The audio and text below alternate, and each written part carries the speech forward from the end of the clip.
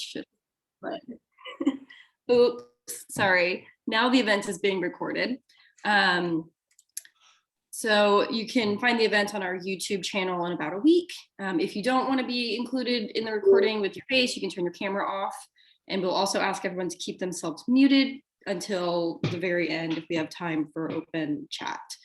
So what's going to happen is I'm going to introduce tonight's speakers. They'll chat amongst themselves for a little bit, and then at the end, we'll open it up for Q&A. Since we have a pretty big group tonight, I'm going to read your questions out of the chat. So if you'll just type them into the chat box, then I'll call up questions at the end. And that, I think, is about it. So tonight, we are joined by Megan Luke, who's Associate Professor of Art History at the University of Southern California and author of Kurt Schwitters' Space, Image, Exile. And joining us is Jeffrey Saletnik, who teaches History of Modern Art, Architecture, and Design at Indiana University Bloomington. His scholarship has been supported by grants from the Alexander von Humboldt Foundation, American Council of Learned Societies, Andrew W. Mellon Foundation, Berlin Program for Advanced German and European Studies, Terra Foundation for American Art, Getty Research Institute, and a lot of others, including a Fulbright Award. We also have Timothy Grundy joining us, who I didn't have a full bio prepared for, but who worked on the translations with Megan for this fantastic book. And I'm gonna pop the link for the seminary co-op if you want to purchase the book in the chat, and then turn it over to tonight's speakers. Thank you so much, Adrienne, and thank you, Jeffrey, and all of you for joining us for this celebration. It's been a long time coming, and I'm really delighted for the conversation ahead. Good. Thank you for asking me to participate. That was very nice of you. Before we start, I think we should pretend as if we were actually at an event in person and congratulate Megan and Timothy. I even brought something to drink. Thank you. Thank you. If you've got them, raise them. So what I was going to do is to start by asking you guys to talk a little bit about the origins of the project. But before I do that, I just want to say that anyone who knows Megan knows what a generous colleague she is. And when I was reading this text, I thought, my goodness, this has been such a labor. Like this has been so much work to provide a scholarly community with translations of these texts. And I just wanted to thank you. It's a testament to how generous you are, actually, that you would spend your time doing this. So that's something we'll all benefit from. So thank you very much. You're welcome. Yeah. No, thank you. So if you could just maybe talk a little bit about why you decided to do this. How did this project begin?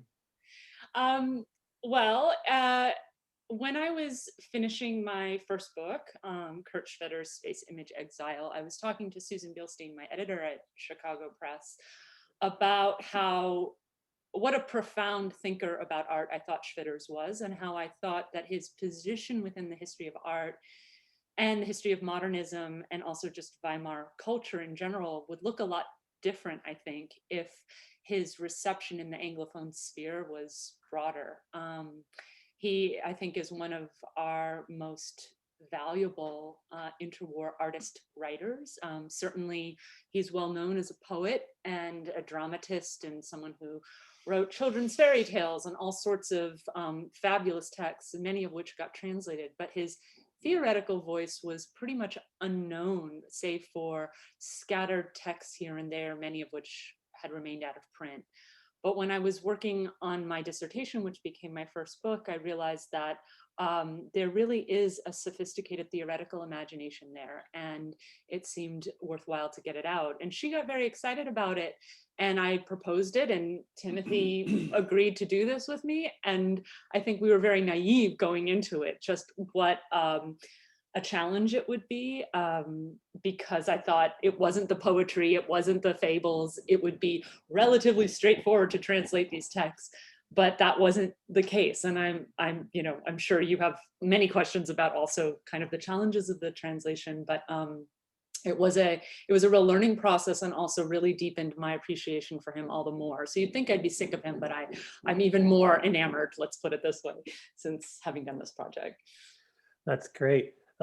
Speaking of the act of translation, I wonder if, I know that I am one of the few people who have read the book because I've seen an advanced copy of it. And I know that you had to make some difficult choices about texts not to include, because if I understood what you wrote in the introduction, some of them you considered to be untranslatable. Mm-hmm. And I wonder if there's so much anxiety about translation, about creating an artist like Schwitters, what kind of challenges that presented? Yeah, I mean, when I pitched the project, it was based on an extant German edition of Schwitters's complete writings, which were published in the late 70s, early 80s, in German, in 5 volumes, in collaboration with the artist's son, Ernst Schwitters, who was still alive at that moment. And that German edition was not a scholarly edition, and it was pretty much like a kind of effort to get a working overview of Schwitters's literary estate, which had gone through all sorts of adventures in his various peregrinations and his various exiles as well. But it made sense, despite the flaws of that edition and the kind of taxonomy of the way his writing has been broken up into different genres, to base the selection of the texts on the 5th volume of that German edition, which is dedicated to manifestos and critical texts, I think is what that title translated for that volume into English. But in that volume, one of the things we quickly realized that since Ernst Schwitters sort of assembled his father's literary estate, many, many, many other texts came to light, like various criticisms and theoretical texts that Schwitters published in daily newspapers or for exhibition catalogs in, especially in Czechoslovakia and east of Germany. And that there were also manuscripts that had been discovered that weren't included in the German edition at all in the archive. And so we included many, many more things than we excluded in the end from that particular volume. There were just 3 texts that we excluded, and it was because Schwitters was playing with language as material in such a profound way that it wasn't something where there's this concept that could be translated across languages. It was something like, here's what the German language can do.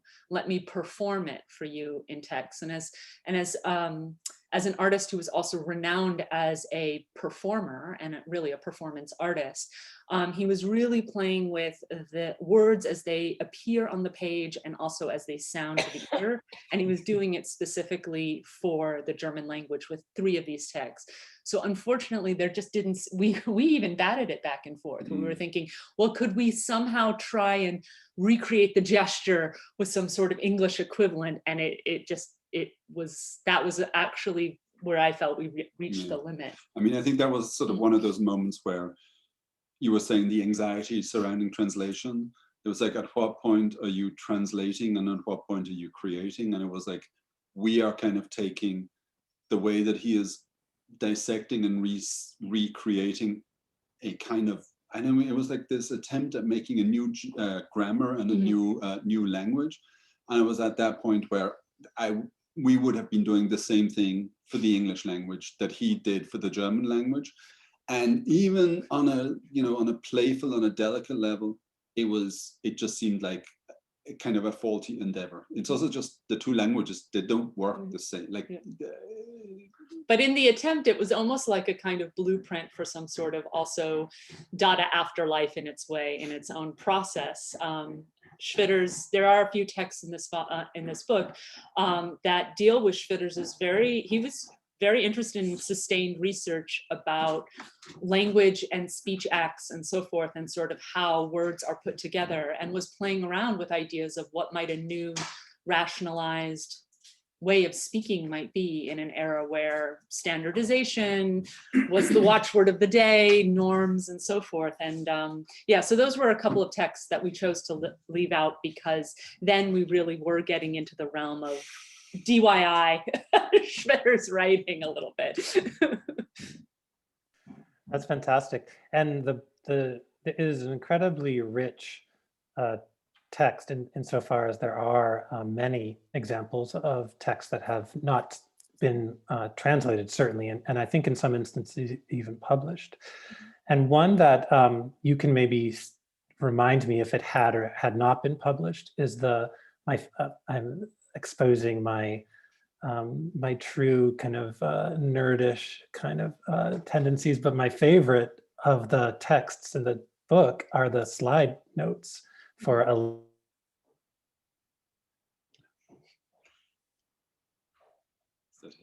That's him. Find the images that accompanied so you researched and illustrated the lecture. Yeah, so Jeffrey, you froze for a second, so I'll just summarize the question a little bit. Yes, so one of the features of this volume is a text that's never been published anywhere before in German or in English, which is Schwitters' notes for a slide lecture that he gave through the Netherlands and also all throughout Germany in 1929, 1930. And it was a lecture that was written from the perspective of looking at new typography and graphic design and kind of telling the history of abstraction in painting, a little bit in sculpture, but mainly painting, architecture, and then thinking of graphic design and new tendencies in graphic designs as the culmination of a certain kind of history of abstraction and composition. And he worked very closely with this network, this group of which he was the chairman, called the Ring Neue Werbegestalter, or the Ring of New Advertisers, or advertising designers. And it was a kind of round robin association where they all provided cliches of their works or reproductions of works that they thought were important to create a slide library that any member could use and check out and give lectures to promote the efforts of new typography, specifically the Ring.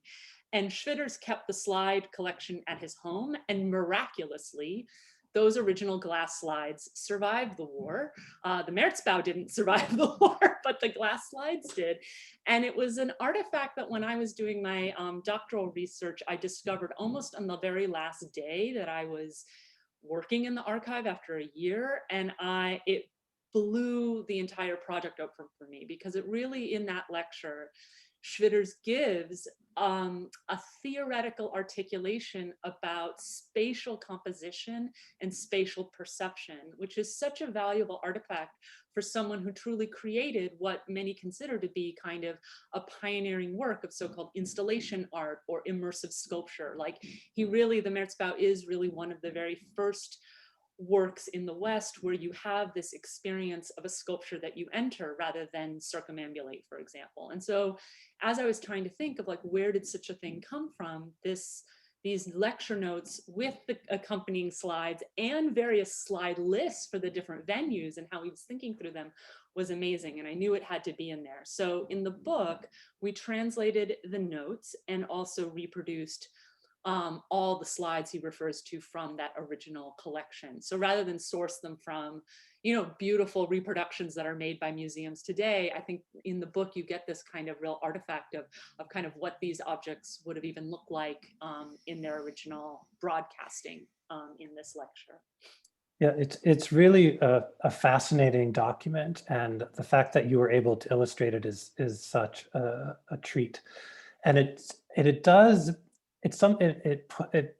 hits on some points that I think are important for all of us who teach, in that we often are bound by the structure of the lecture and showing images. And what struck me about this document was how matter of fact it was, how it's an extremely controlled analysis that he's providing. It's very measured in a way that we don't necessarily always associate with his writing. So it's a wonderful counterpoint to other other of his texts.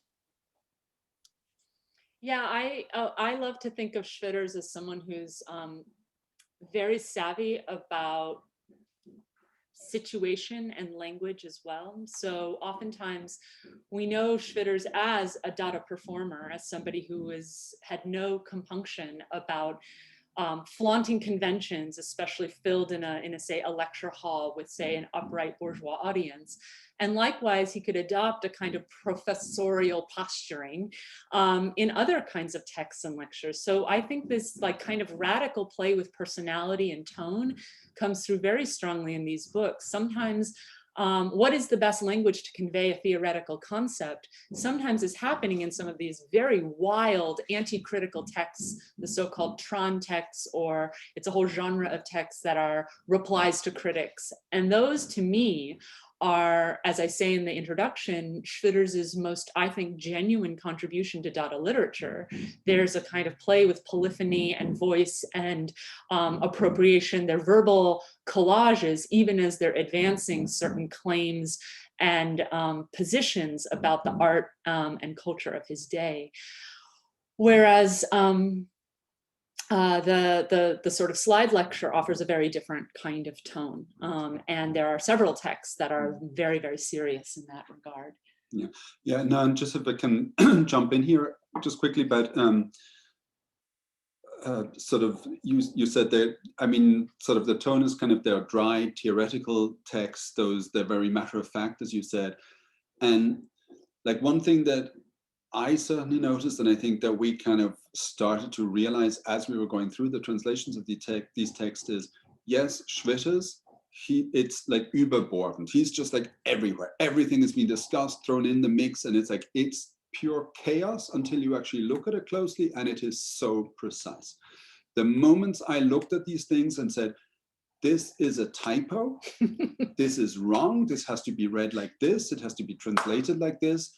And then I would say, no, wait. Schwitters is precise. Let's look at this language again. Go back to the dictionaries, the grammar, the time, other sources, whatever. And sure enough, somewhere I would find he was right. Like, oh no, he was, sorry, I didn't mean that. So that he was right. It was just like, he was paying attention. He actually did, you know, copy edit those texts to the hilt. And you really notice that with the published texts, even where they're just like, yeah, there were certain texts that were published in Schwitters' lifetime. There were certain texts that existed as typescripts, which meant that he had thoroughly gone over them and for whatever reason couldn't find a venue to publish them. And then most fascinating for me, and I think also hopefully for people who study literary theory and literary history in this group as well, there exists a whole group of manuscripts in shorthand. Schwitters learned stenographic shorthand, which I am still, maybe, you know, someone can illuminate me who maybe knows this better in the chat, but it seems very unusual for a man of his generation to be learning secretarial skills like this. And he wrote many of his manuscripts in shorthand, and neither of us can read it. Most people can't read it. It's a kind of 19th century thing. And those texts have a very different feel. They're definitely rougher. And nevertheless, the precision of thought, as Timothy is saying, is true. One of the things we had to learn to be very attentive to was word play, word games, and not just games with the sound of the German language, but plays off of names of oftentimes very obscure figures in popular culture or the art press of the day and so forth. So to translate this involved many, many steps, and one was deep, sustained research into a certain kind of a lost popular culture, indeed, in order to grasp kind of these really witty puns and plays that he's doing, and to somehow try and then communicate that responsibly in English without overburdening the text with a million different footnotes that just makes it dense and heavy. So that's also something that I think Tim had a learning curve as well, of recognizing, oh wait, is that a typo, or is that a play, or is that intentional, or was that from is it because it wasn't published and it was a manuscript and a rough draft, like what? So all these texts had a kind of you know, like just knowing what was the text was itself a process sometimes. The text is incredibly annotated, and many of the entries are contextualized in a really compelling way that really gives you a sense of, as we said before, that Schwitters was kind of in every camp. Somehow he managed to publish in most of the major avant-garde journals and magazines in many different languages. He's ubiquitous somehow. And it's fascinating to actually see that, because when you read the texts in aggregate, as you can, because of this volume, you kind of witness that progression.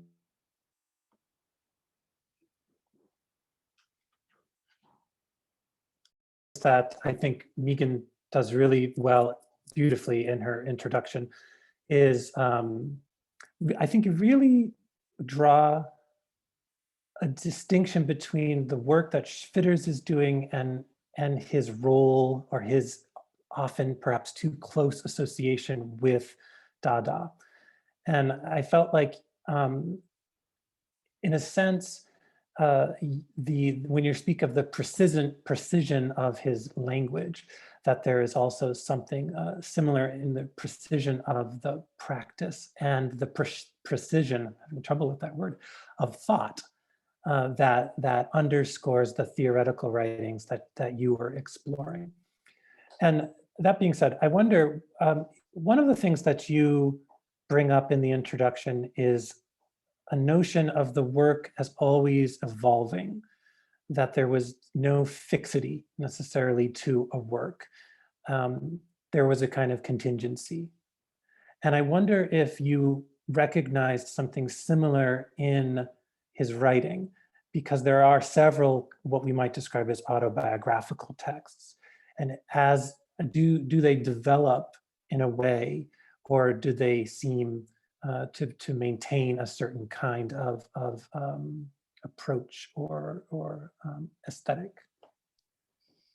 Yeah, that's Jeffrey's highlighting another kind of subgenre. There's many sort of little clusters in this book. It's all the texts are presented chronologically, but one of the genres that Schwitters loved to return to again and again was these autobiographical statements, as he called the facts of his life. And they repeat, and he recites his facts. And I think he's fascinated with the idea of a construction of self as thoroughly conventional. And I think this dovetails with a little bit of what you were alluding to at the start of your question, Jeffrey, about Schwitters' Zelig-like qualities of being there he is with the Russians, and there he is with the Dutch, and there he is with new typography, and he's working with Walter Gropius on a housing development, and like he's everywhere. And that's something that I think a lot of people don't necessarily think of. How can somebody be so central and in the mix, and yet appear so, not necessarily marginal, but marginal to the isms, let's put it this way, right? Schwitters is not at the center of Dada. He's always seemed to be a rather fraught figure for that. Rarely has he ever been discussed, except by experts, in conjunction with, I think, de Stijl. I think we tend to think of his practice as being so different, and so forth. And so one of the things that I think allowed Schwitters to integrate into so many networks was his savvy recognition of the conventionality of identity, or rather that identity is built out of oftentimes conventional parts, and that who we think we are is oftentimes, if not a ready-made construction, not always up to us. And so there is an openness, not necessarily to chance, but to contingency, and the idea that one is always constituting oneself or one's voice out of a play of difference of relationships. So like I said, when Schwitters is surrounded by Dada colleagues, he might be super stuffy. If he's around the bourgeoisie, he might bark like a dog, right? And so the kind of situational identity, I think, is an excellent way to apprehend his collages, right? How is he combining abstraction and collage into, how do you make an image out of these things and not have it read like chaos? Has a lot to thinking about relationality, and also part to whole relationships and so forth. So with the autobiographies, there is a play with certain standards of what we think we know about an artist and his or her intention, if we know where they were born and where they were raised and who their parents were and all these things. I think he's deeply suspicious of that as some sort of fixable point of origin.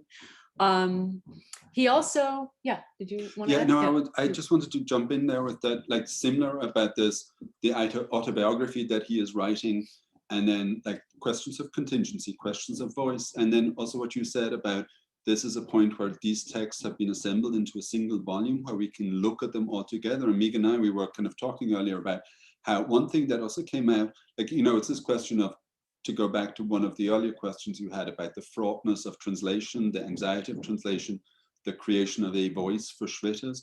One thing that does come out is if you get all these texts together and you can read them in one single go, you can't, I mean, over days, but over yeah. days, yeah. But I mean, like, it's not as if you're kind of picking them up here and there. Here, it's a chronological order. You can go through the text from an early time to a late time, and you can see a voice developing. And it's like something where we are like, I mean, it is kind of, it's not only just like, how do we translate this text, but it's also like Megan's editing, like bringing these texts together, putting them into this order, kind of contextualizing them. All these things contribute to kind of creating and shaping a voice that comes around and like, yeah, making this volume now retroactively. It's not as if we're imposing something, but I don't think this is necessarily something that even Schwitters himself would have been able to sort of say, this is what I'm saying, or this is my voice necessarily, because now, I think this is perhaps overemphasizing our English volume here, but it's like now there's this kind of. Well, we have it. I mean, it's a kind of perspective on an entire body of work that the author themselves doesn't have in the process of making, right? That's the case with any kind of retrospective, whether it happens for an artist who's alive or past, right? That you kind of, this recognition of oneself as an other. And that happened at various moments in Schwitters' own practice through exile and so forth. Sometimes he would take previous works of art and completely remake them, having, you know, dug them out of storage or had them shipped to him in Norway when he was in exile, like repainting things entirely in a certain kind of wrestling with his younger self. And I think the later texts in this volume show how autobiography changes.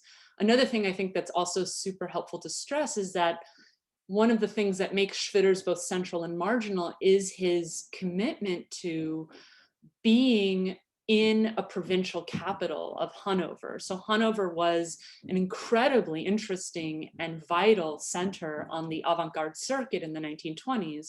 But for us today, especially for people who aren't German, for example, Hanover, it's like, what is that? Where is that? It doesn't register.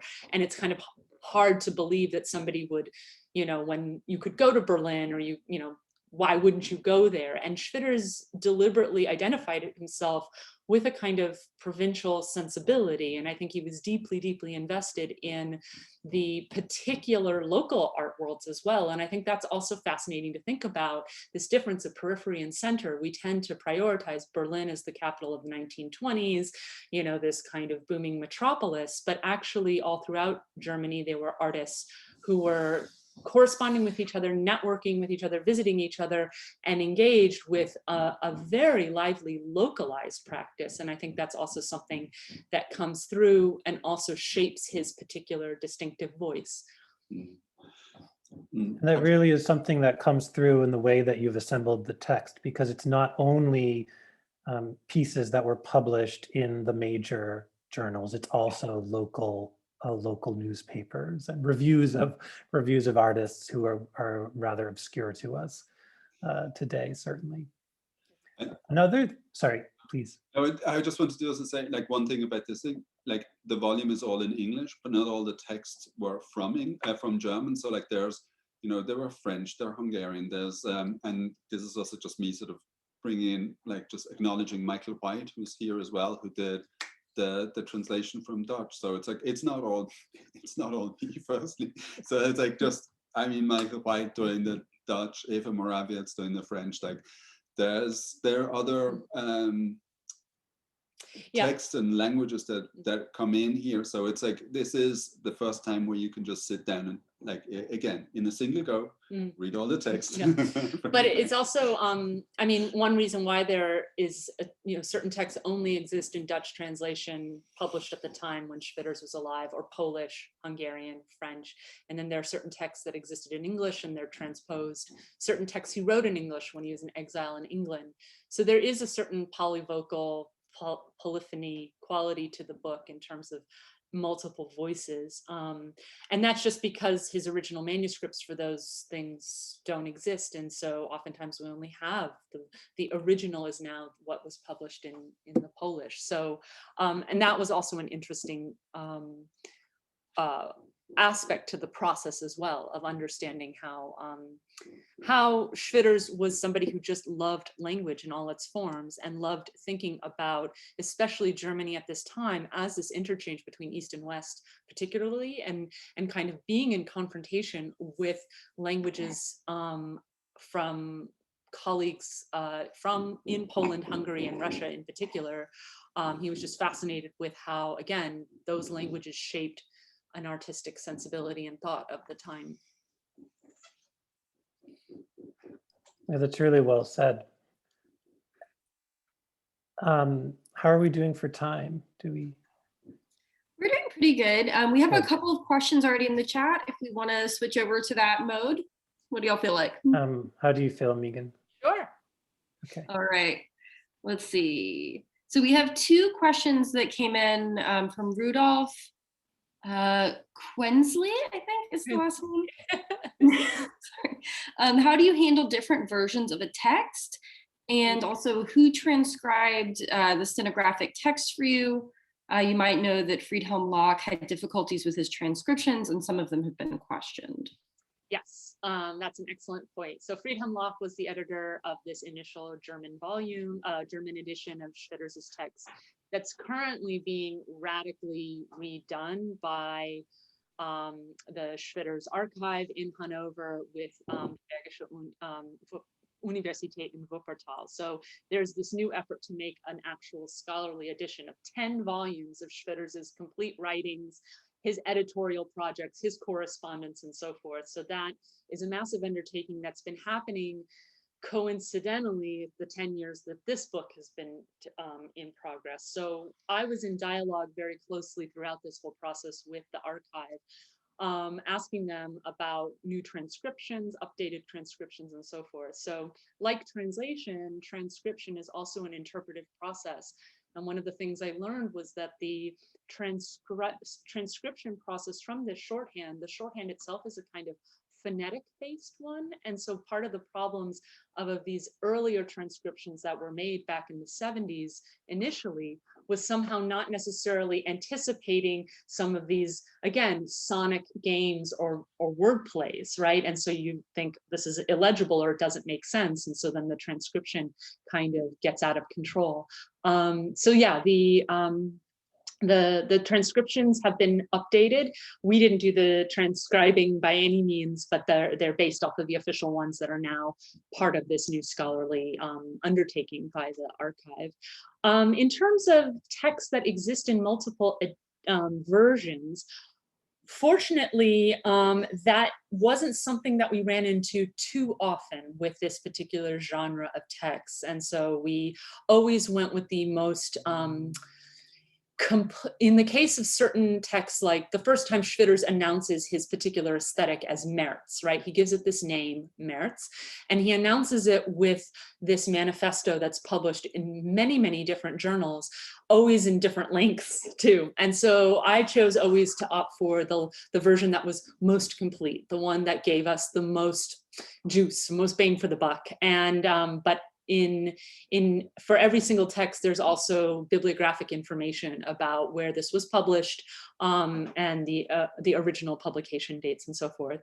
There are a couple of manuscripts that existed in two versions, not two published versions, and that involved comparing and contrasting, and again, always erring on the side for more rather than less, which was just my rule of thumb. I sort of felt like it was important to try and get as much exposure as possible if we were going to do this. The only regret I have, of course, is that Oftentimes Schwitters' correspondence is copious. There were certain years where he was writing well over 2, 3, 4 letters a day in a given year. And much of that correspondence was perhaps destroyed when the Märzbau was bombed in the Second World War, but a lot of it does survive. And those letters have also very sophisticated theoretical arguments as he's communicating to his network what it is he's doing. Only in a couple of cases did I feel like it was worth pulling that string and trying to introduce some letters into the volume. And the only time I really do introduce correspondence is a remarkable set of letters that he wrote to a friend of his in the Netherlands about what it was like to be in the Märzbau. Because the Märzbau notoriously, there isn't a lot of writing or self-reflection about what he's doing, and it's a very mythical project, and so it oftentimes seems to be easily shrouded in myth, and it seemed very important to include, in a certain sense, letters that would give us factual data about the experience of this extraordinarily unprecedented object. So thank you for that question. And we have another one from Jackie Haynes. In terms of transdisciplinary shared learning and collectivism, if possible, what are your hopes for this book? Oh, that's a great question. My hope is that Schwitters will be, in a certain sense, rightly acknowledged for the pioneer that he is. And I think there's, one of the motivations, let's put it this way, for the book, to go back to Jeffrey's first question, was I really thought this was a book that was directed for artists as much as it was for scholars and students of art history. That actually, one of the things when I was finishing my dissertation, I really felt like Schwitters was such a powerful and important artist for so many artists I was talking to, contemporary artists. Robert Rauschenberg famously said, when he saw the Sidney Janis exhibition of Schwitters's collages in the early 50s, I felt they were made just for me.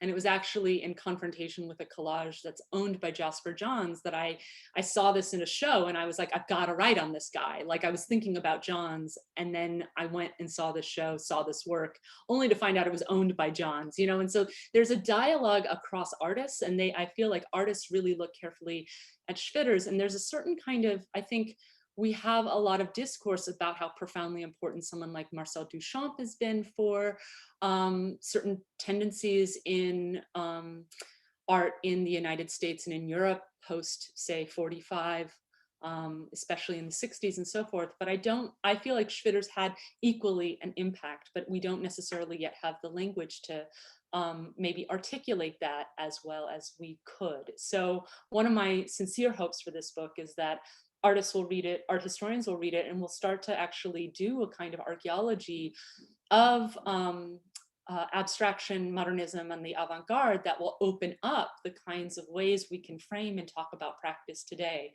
Because there's no doubt in my mind that Schwitters pointed to certain possibilities that maybe other artists that were his peers, like Picasso or Duchamp, don't necessarily provide models for, and yet artists see it, they get it when they look at his work.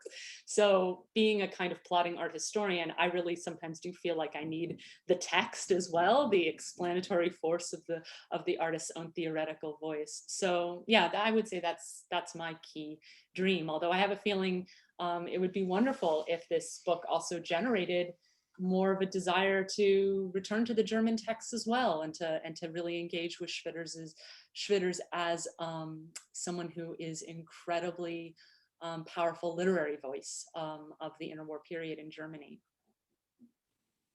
Thank you. We have one from Christina McPhee. Considering Schwitters' involvement with graphics and topographics in general, how do you two in the press begin to envision the graphic design of this book as another layer of interpretive process? That's a great question, Christina. There are certain texts in this volume that appeared in Schwitters' own journal, März magazine, that he edited and designed. And some of his texts in that journal in particular are typographic experiments where he is playing with not just the materiality of language, but the materiality of script, and making these kinds of visual collages, visual verbal collages, and making arguments about his play with material through this means. And when I proposed the book and when we actually got underway with designing of the book, the ambition all along had been for the press to, in a certain sense, recreate the typography. And then they realized, oh, the fonts that he's using and the different typefaces and so forth would be so impossible. Megan, I think you froze up for just a second, but we might just have you rephrase then. Okay. So Yeah. the press thought that trying to recreate Schwitters's typeset box would have been impossible. So in certain cases, what we actually do is we have the translation on facing pages with the originals, because and allowing you to sort of do a kind of cross looking, rather than try and butcher through a kind of, you know, mimesis Schwitters's own typographical work. Again, one of the reasons why this book is possible is that many of his theoretical texts were published in sort of just straight prose printing in many of the journals and newspapers to which he contributed. So graphic play isn't as dominant here as it might be for some of his more concrete poetry or his fairy tales.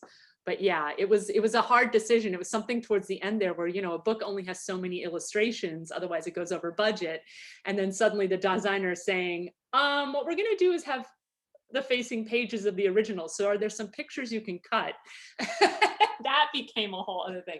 But we ended up actually making it all work through some nifty finagling with those reproducing the slide images. The way we reproduced it allowed us to free up some pages so that we could get those, the kind of facsimile process for some of these typographic texts wedged in there. So thanks for that.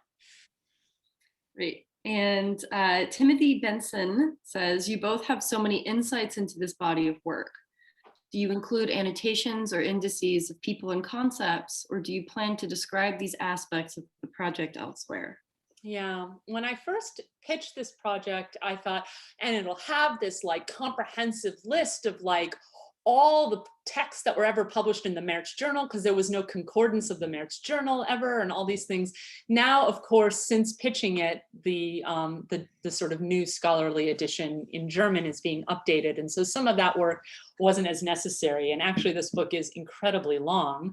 So we don't have a lot of like indices and lists of, say, main actors or concepts per se. We do have an index. There's a substantial index in the book, so that if you're interested in seeing where Mies van der Rohe plays a role, or Mart Stam, or any, I mean, one of the things that's so remarkable to me, you know, one of the things I learned by doing this, you'd think I would know so much about Schwitters at this point, was just what a profound thinker he was about modern architecture. And actually, he's one of the most valuable modern architectural critics of his day that I don't even think architecture historians are looking at it. So I think people will be really surprised by his criticism of the Werkbund, Weissenhofsiedlungen, all these sort of major fairs that showed off kinds of new living at this time. He was deeply obsessed with this. So there isn't a comprehensive index where you can look up names. And then also, without trying to overburden the text with too much annotations, I do, as Jeffrey suggested,